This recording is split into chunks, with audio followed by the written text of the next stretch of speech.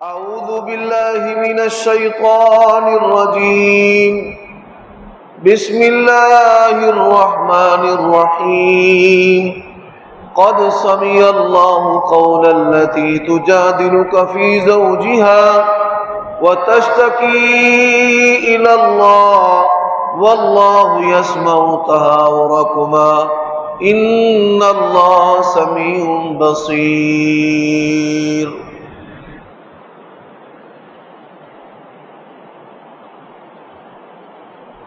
عیوب اور نقائص سے پاکیزہ تمام قسم کی حمد و ثنا اللہ وحدہ لا شریک لہ کے لیے، اور درود و سلام شفیع للمذنبین خاتم النبیین رسول کریم رؤوف الرحیم صلی اللہ علیہ وآلہ وسلم کی ذات اقدس پر۔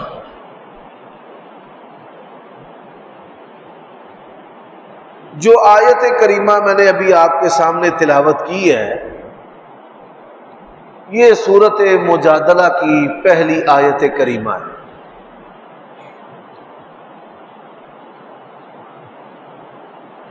جو موضوع ہے وہ صحابہ کرام رضوان اللہ علیہم اجمعین کی عزت و عظمت، رفعت و منقبت اور ان کے کمال کا ہے، اور یہ جو آیت کریمہ ہے اس کا تعلق ظاہری طور پر اظہار کے ساتھ ہے کہ اگر کوئی بندہ اپنی بیوی کو ماں کہہ دے تو اس کا اللہ تعالیٰ کی کتاب میں، شریعت میں کیا حکم ہے؟ نکاح ٹوٹتا ہے یا نہیں ٹوٹتا؟ اگر ٹوٹ جاتا ہے تو جڑنے کی تفصیل کیا ہے، اور اگر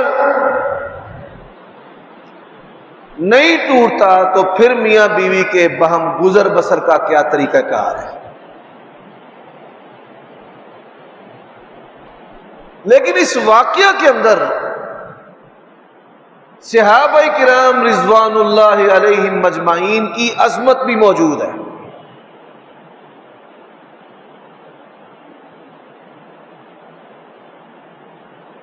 میرے اور آپ کے ایمان کا یہ حصہ ہے کہ اللہ تبارک و تعالی نے جس کو نبی علیہ الصلوۃ والسلام کا صحابی بنایا ہے اس کا انتخاب خود کیا ہے۔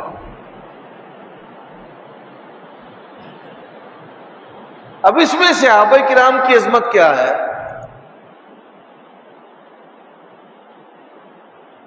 سیدہ خولہ رضی اللہ تعالی عنہا، ان کا اپنے خاوند کے ساتھ جھگڑا ہوا، جھگڑا شدت اختیار کر گیا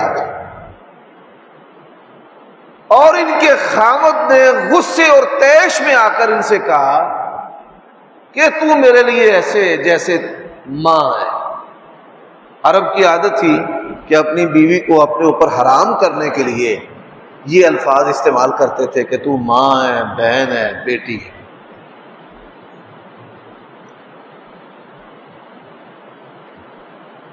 اب شدید پریشانی میں سیدہ خولہ رضی اللہ تعالی عنہا نبی صلی اللہ علیہ وآلہ وسلم کے پاس آئیں۔ عشاء کے بعد رات کا کچھ حصہ بیت چکا تھا اور آپ صلی اللہ علیہ وآلہ وسلم سو رہے تھے۔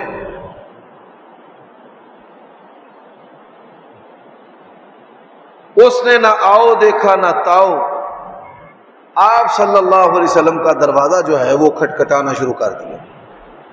حالانکہ صحابہ کرام رضوان اللہ علیہ مجمعین کی نبی علیہ السلام کے ادب میں جرت نہیں تھی دروازہ کھٹکھٹانے کی،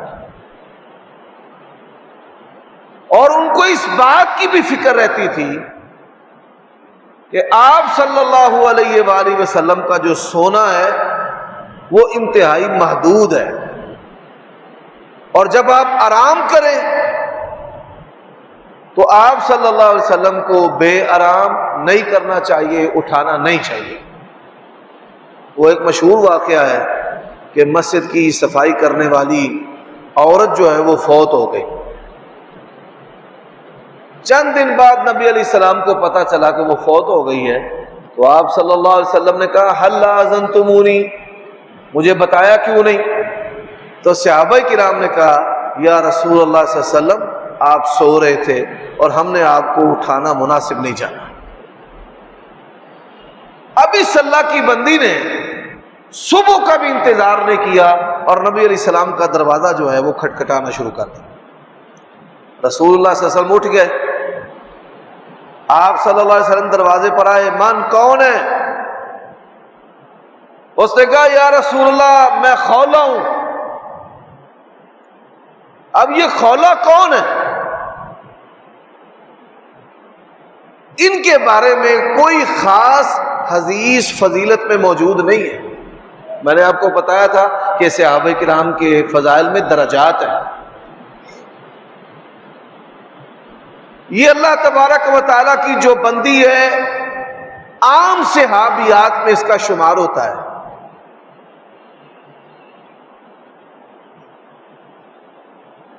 اب یہ مہاجرہ ہے، مہاجرین میں اس کا شمار ہوتا ہے کہ جو لوگ مکہ سے ہجرت کر کے مدینہ آئے۔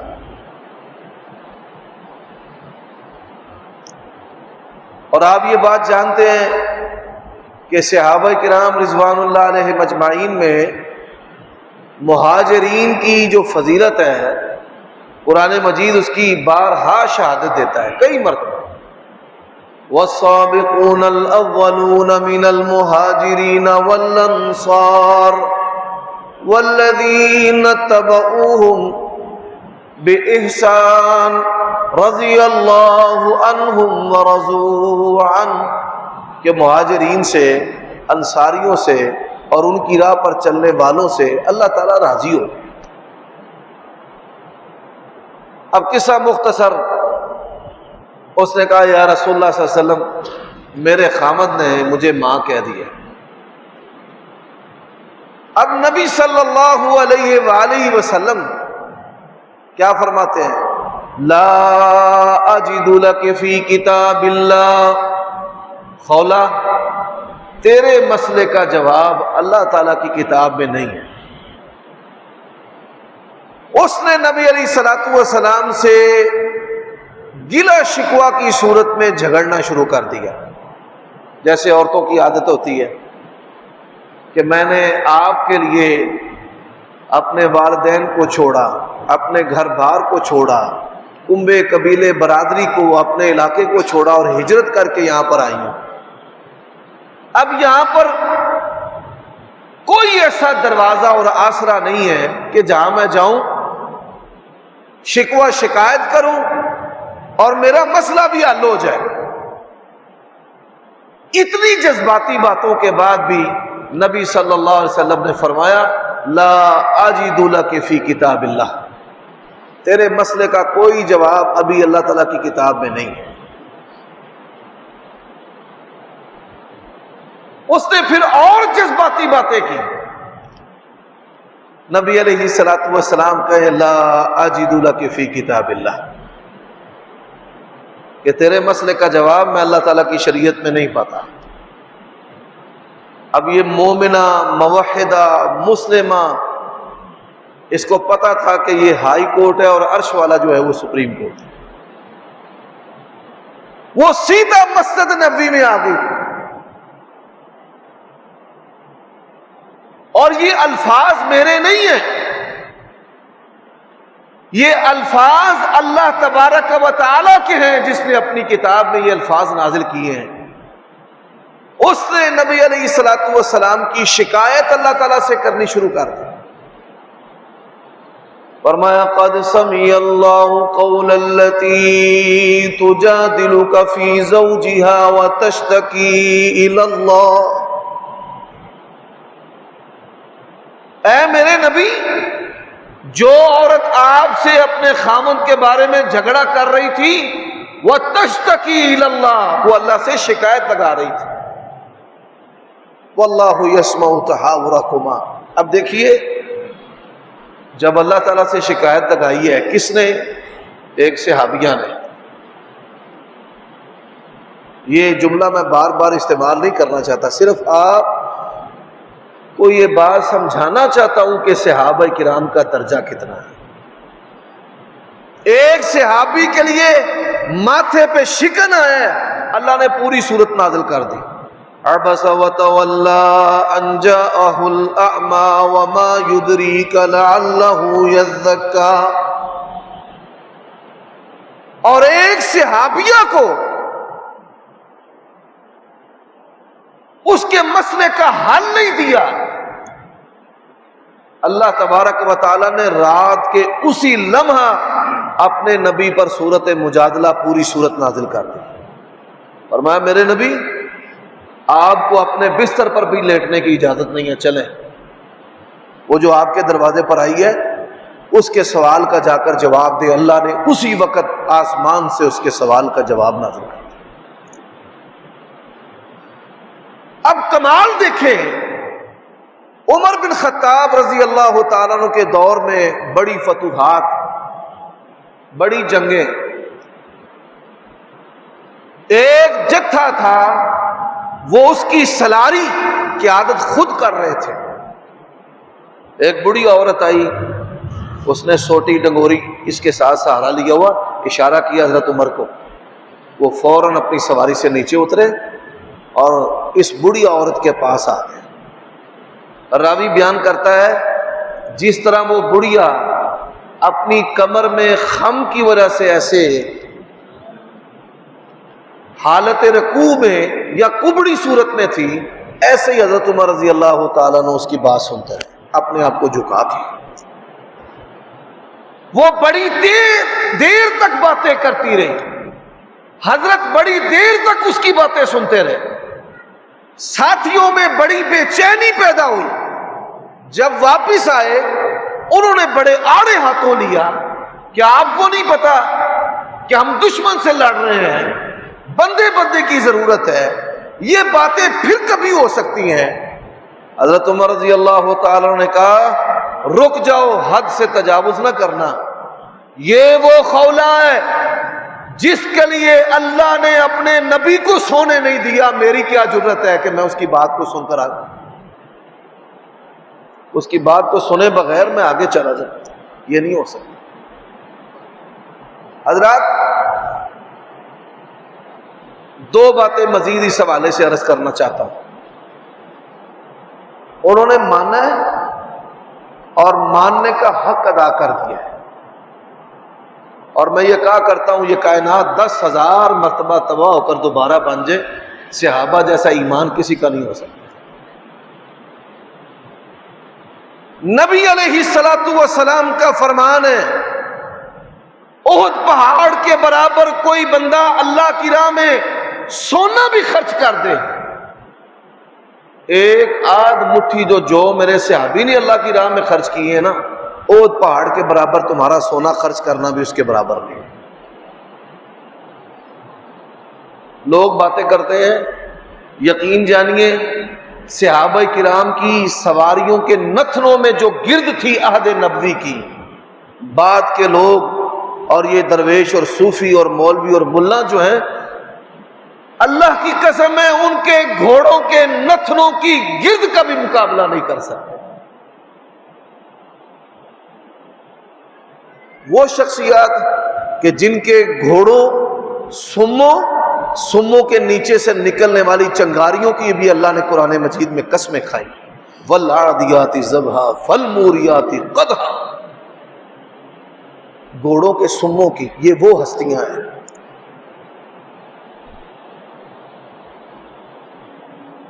یہی وجہ ہے کہ سلف صالحین میں سے بعض علماء سے یہ سوال ہوا کہ عمر بن عبدالعزیز وہ افضل ہے یا معاویہ رضی اللہ تعالیٰ عنہ؟ اب معاویہ صحابی ہیں رضی اللہ تعالیٰ عنہ، عمر بن عبدالعزیز تابعی ہیں. انہوں نے کیا کہا، کیا بات کرتا ہے، صحابی کی سواری کے نتنوں میں جو مٹی ہے نا، اس مٹی کا کوئی مقابلہ نہیں کر سکتا، تو صحابی اور تابعی کا مقابلہ کر رہا ہے.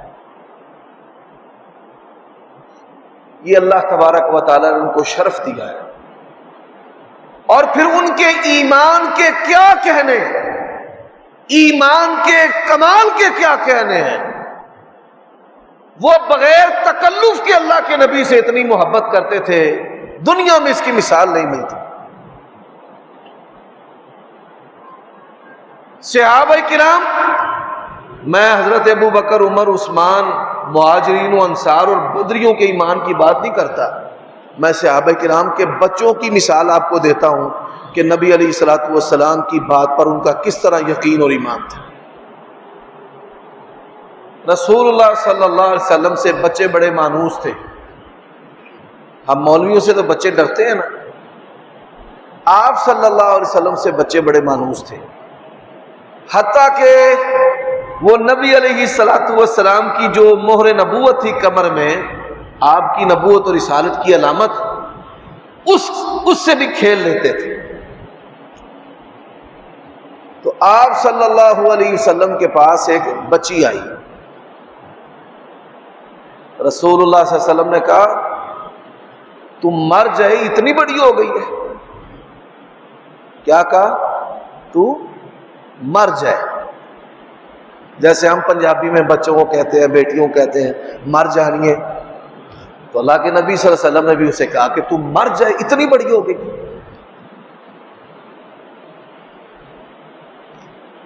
جب اس نے نبی علیہ الصلوۃ والسلام کے یہ الفاظ سنے نا، تم مر جائے، وہ الٹے قدموں دوڑتی ہوئی بھاگی، نکلی وہاں سے سیدھا ام سلیم رضی اللہ تعالیٰ عنہ کے پاس، رونا شروع کر دیا۔ بچی نے زاروں کتار، کیا ہوا ہے؟ اللہ کے نبی نے فرمایا تم مر جائے، میں نے تو مر جانا ہے۔ نبی علیہ السلام کی بات غلط نہیں ہوتی، آپ نے فرمایا تم مر جائے، میں نے مر جانا ہے، روئی جائے اور ساتھ کہ بس میں نے مر جانا ہے، میں نے مر جانا ہے۔ ام سلیم رضی اللہ تعالی عنہا نبی علیہ الصلوۃ والسلام کے پاس آئیں، یا رسول اللہ بچی پریشان ہے، غمگین ہے، رو رہی ہے، اس کا یہ یقین ہے کائنات میں ہر ایک کی بات غلط ہو سکتی ہے، آمنہ کے لال کی بات غلط نہیں ہو سکتی۔ تو نبی علیہ السلام نے فرمایا پریشان ہونے کی ضرورت نہیں ہے، میں نے اللہ تعالیٰ سے یہ بات کی ہے کہ اے اللہ میں بشر ہوں، اگر کسی کے حق میں میری زبان سے سخت بات نکل جائے کسی مسلمان کے حق میں، اے اللہ میری اس سخت بات کو اس کے لیے دعا اور رحمت بنا دے۔ تو نبی علیہ الصلوۃ والسلام کے جو الفاظ تھے تم مر جائے، اب اس کا اگر الٹ کیا جائے تو پھر اس کا معنی بنتا ہے کہ اللہ تیری عمر دراز کرے۔ تو صحابہ کرام کہتے ہیں ہم نے دیکھا کہ اللہ تبارک و تعالیٰ نے پھر اس بچی کو بڑی دراز اور برکت والی زندگی عطا کی۔ حضرات اسی طرح کا ایک اور واقعہ ہے، خزیمہ بن ثابت الانصاری رضی اللہ تعالیٰ عنہ، نبی علیہ الصلوۃ والسلام نے جس طرز پر قرآن مجید کو جمع کیا، اسی طرز پر حضرت ابو بکر صدیق رضی اللہ تعالیٰ عنہ کے دور میں قرآن مجید کو جمع کیا گیا، اسی طرح حضرت عثمان کے دور میں بھی۔ حضرت عثمان کے دور میں سورۃ توبہ کی آخری جو آیت ہے، فَإِن تَوَلَّوْا فَقُلْ حَسْبِيَ اللَّهُ لَا إِلَٰهَ إِلَّا عَلَيْهِ تَوَكَّلْتُ وَهُوَ رَبُّ الْعَرْشِ الْعَظِيمِ، یہ آیت کریمہ۔ تو یہ آیت کریمہ حضرت خزیمہ بن ثابت الانصاری جو ہیں وہ لے کر آئے کہ میں نے یہ آیت کریمہ نبی علیہ الصلوۃ والسلام کی زبان اقدس سے خود سنی ہے، آپ نے سورۃ توبہ میں پڑھی، فَإِن تَوَلَّوْا فَقُلْ حَسْبِيَ اللَّهُ لَا إِلَٰهَ إِلَّا هُوَ عَلَيْهِ تَوَكَّلْتُ۔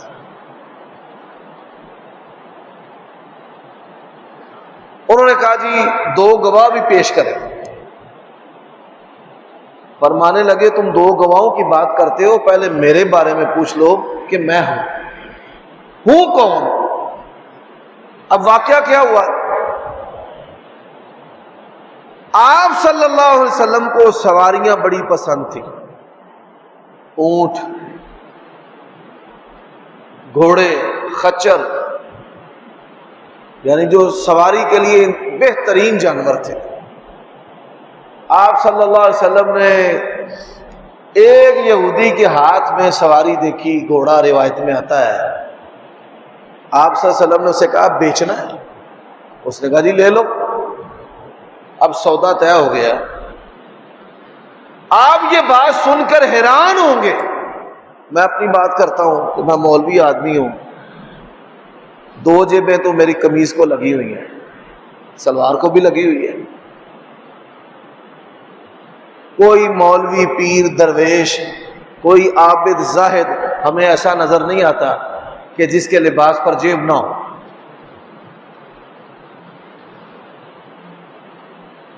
نبی علیہ الصلوۃ والسلام واحد ہستی تھے کہ آپ صلی اللہ علیہ وسلم کے لباس پر کوئی جیب نہیں تھی، نہ تہمد کو نہ قمیص کو. بعض صحابہ کرام آپ کے صندوقچی تھے، وہ آپ کی نقدی کو سنبھالتے تھے. یہ حضرت بلال رضی اللہ تعالیٰ عنہ، یہ نبی علیہ السلام کے فنانس سیکٹری بھی تھے. آپ کی نقدی کو جمع رکھتے، حساب رکھتے. فرمایا میرے پاس اس وقت تو کوئی چیز نہیں ہے، مدینے جا کر دے دوں گا.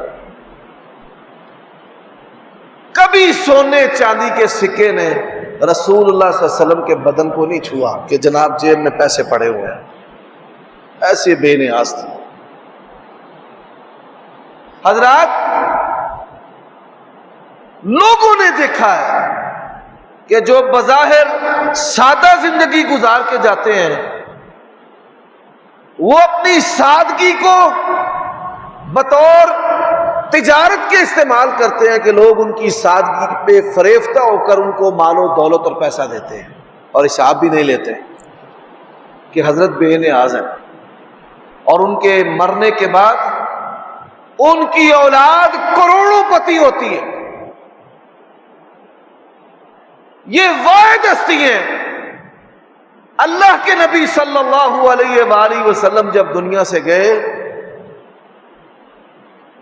لم ورثا، آپ صلی اللہ علیہ وآلہ وسلم نے درہم ولا دینارا، رسول اللہ صلی اللہ علیہ وسلم نے کسی درہم و دینار کا کسی کو وارث نہیں بنایا، بلکہ آپ صلی اللہ علیہ وآلہ وسلم کی جو زرہ ہے وہ یہودی کے ہاں رہن گروی پڑی ہوئی تھی.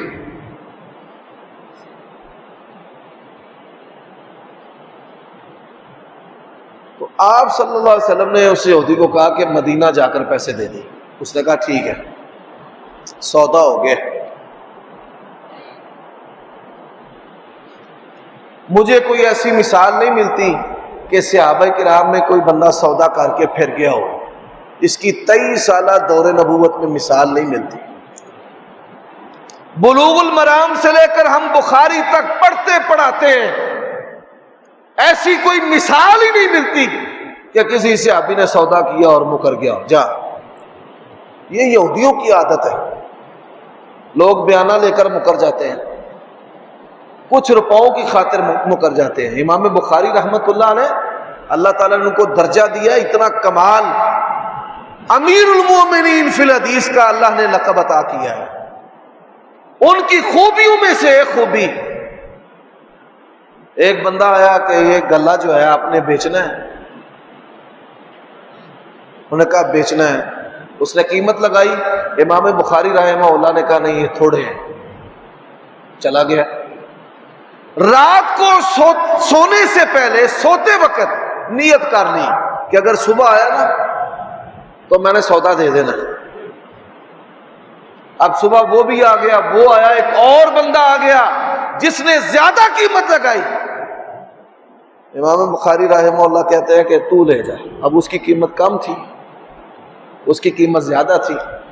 وہ فرماتے ہیں میں نے دنیا کے مال کے لیے اپنی نیت کو بھی تبدیل نہیں کرتا. میں نیت کر چکا ہوں بس. حالانکہ جو سودا ہے اس کی شرائط نہیں تھی کہ ایٹ دا اسپاٹ موقع پر بائے اور مشتری کے درمیان چیز طے ہو جاتی ہے، ایسا کچھ نہیں تھا. لیکن دنیا کے زیادہ مال کے لیے انہوں نے اپنی نیت کو بھی تبدیل نہیں کی۔ آج ہم دیکھیں ہم کس طرف جا رہے ہیں۔ لوگ جو ہے وہ ہم سے پوچھتے ہیں کہ بیانہ جو ہے وہ مار لیں۔ لوگ ہم سے پوچھتے ہیں بیانے دے نال اونی رقم دگنی لے لئیے، اور میں صدقے جاؤں ایسے مولویوں کے بھی جو کہتے ہیں ہاں لے لو، لے کے مدرسے میں دے دو۔ اس کا مطلب کیا ہے؟ بھئی تینوں حرام جائز نہیں، مولویوں نو حرام جائز ہے، آؤں دے۔ یہ طریقہ کار نہیں ہونا چاہیے۔ حالانکہ علماء اور آئمہ اور دعات ان کا رزق جو ہے وہ سب سے پاکیزہ ہونا چاہیے، سب سے پاکیزہ۔ تو میرے بھائیوں، جب مدینہ کے قریب نبی علیہ السلام اس یہودی کے ساتھ آئے تو اس نے شور مچانا شروع کر دیا۔ شور کیا تھا کہ نعوذ باللہ مسلمانوں کے نبی نے میری سواری مجھ سے چھین لی ہے، زبردستی۔ نبی علیہ السلام نے فرمایا وہ اللہ کے بندے، میں نے تو تجھ سے خریدی ہے، سودا کیا ہے۔ ہم احتیاط کرنے کی جگہوں پر بھی احتیاط نہیں کرتے۔ امام بخاری رحمہ اللہ کے پاس اشرفیوں کی تھیلی تھی، ایک فراڈی کو پتہ چل گیا تھیلی ہے اور اس میں اتنے سکے ہیں، ساتھ ہی اس نے شور مچا دیا میرے پیسے نکل گئے ہیں، اس رنگ کی تھیلی ہے، اتنے سکے ہیں۔ تلاشی ہوئی، امام بخاری سے کچھ نہ نکلا۔ پار کنارے لگنے کے بعد وہ کہتا ہے کہ آپ کے پاس تو تھیلی تھی اور اس میں سکے تھے۔ امام بخاری رحمہ اللہ فرماتے ہیں جب تو نے کہا نا کہ میری تھیلی چوری ہو گئی ہے، میں نے اسی وقت دریا برد کر دیا۔ او بھائی، ان کا جو ایمان ہے وہ کس پر تھا؟ وَلِلَّهِ خَزَائِنُ السَّمَاوَاتِ وَالْأَرْضِ، کہ خزانوں کا مالک کون ہے؟ اللہ، ظاہر پیسوں پر نہیں تھا۔ آپ صلی اللہ علیہ وسلم نے فرمایا بھائی میں نے تو خریدی ہے، یہ سواری خریدی ہے تو سے۔ وہ کہتا ہے نہیں۔ لوگ جمع ہو گئے، جب لوگ جمع ہوئے وہ اور اچھل کر بفر کر باتیں کرے کہ آپ نے چھینی ہے۔ اللہ کے نبی بڑی سادگی سے کہے کہ میں نے تو خریدی ہے۔ اس نے کہا کوئی گواہ ہے تو پیش کرے، اگر گواہ پیش کر دے میں جھوٹا۔ اسے ہماری زبان میں کہتے ہیں منہ مانگی موت، کہ کوئی گواہ پیش کر دے تو میں جھوٹا۔ بجلی کی تیزی کے ساتھ حضرت خزیمہ بن ثابت الانصاری رضی اللہ تعالیٰ عنہ آگے بڑھے، کہتے ہیں میں گواہی دیتا ہوں کہ نبی علیہ السلام نے یہ سواری تجھ سے خریدی ہے۔ اور یہ جو کالی زبانوں والے ہیں، کالی وردیوں والے، میں تمہیں پیغام دینا چاہتا ہوں کہ تم صدیق کے ایمان پر بات کرتے ہو، اللہ کی قسم ہے یہ کائنات ساری کی ساری اول و آخر نبی کے ایک عام صحابی کے ایمان کے برابر بھی نہیں ہے۔ آگے بڑھا، اس نے کہا جی میں گواہی دیتا ہوں آپ نے یہ سواری سے خریدی ہے۔ لوگوں نے اس یہودی کو بڑا ذلیل کیا۔ اچھا تو نے کہا تھا گواہ، تو یہ گواہ آ گئے، سب چلے گئے۔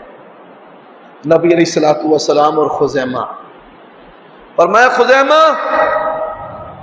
ایک بات بتا، جب میں نے سواری خریدی تو ادھر نہیں تھا، تو نے گواہی کیسے دے دی ہے؟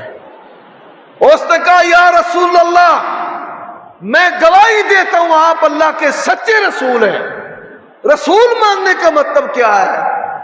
کائنات ساری غلط ہو سکتی ہے، آپ کی سچی زبان غلط نہیں ہو سکتی۔ اللہ تعالیٰ نے انعام کیا دیا، اور میں میرے نبی آج کے بعد یہ بندہ جب بھی بات کرے، جب گواہی دے، اس کی بات اور اس کی گواہی دو بندوں کے برابر سمجھی جائے گی۔ اکیلا بندہ دو بندوں کے برابر۔ حضرات یہ صحابہ کرام کا ایمان ہے اور ان کا درجہ ہے۔ اللہ تبارک و تعالیٰ نے ان کے بارے میں یہی کہا ہے وَاعْلَمُوا أَنَّ فِيكُمْ رَسُولَ اللَّهِ لَوْ يُطِيعُكُمْ فِي كَثِيرٍ مِّنَ الْأَمْرِ لَعَنِتُّمْ وَلَٰكِنَّ اللَّهَ حَبَّبَ إِلَيْكُمُ الْإِيمَانَ وَزَيَّنَهُ فِي قُلُوبِكُمْ وَكَرَّهَ إِلَيْكُمُ الْكُفْرَ وَالْفُسُوقَ وَالْعِصْيَانَ أُولَٰئِكَ هُمُ الرَّاشِدُونَ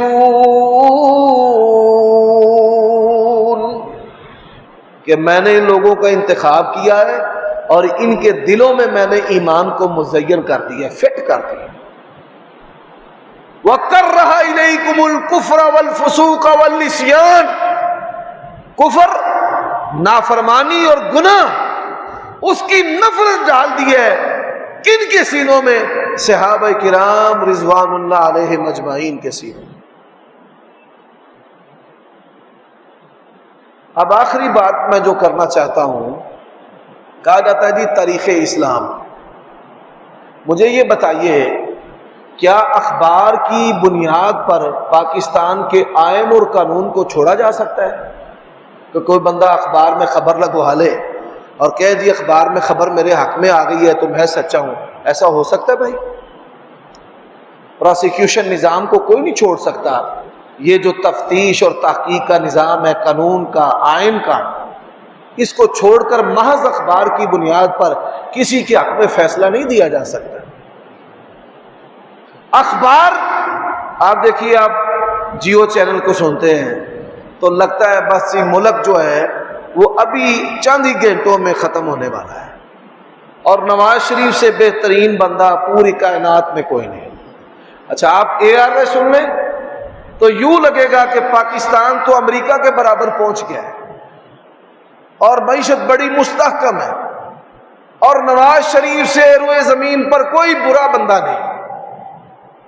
یہ آپ کے سامنے ساری باتیں ہیں، یہ تبری ہے، ابن کثیر، یہ اس دور کے چینل ہیں، اخبارات ہیں۔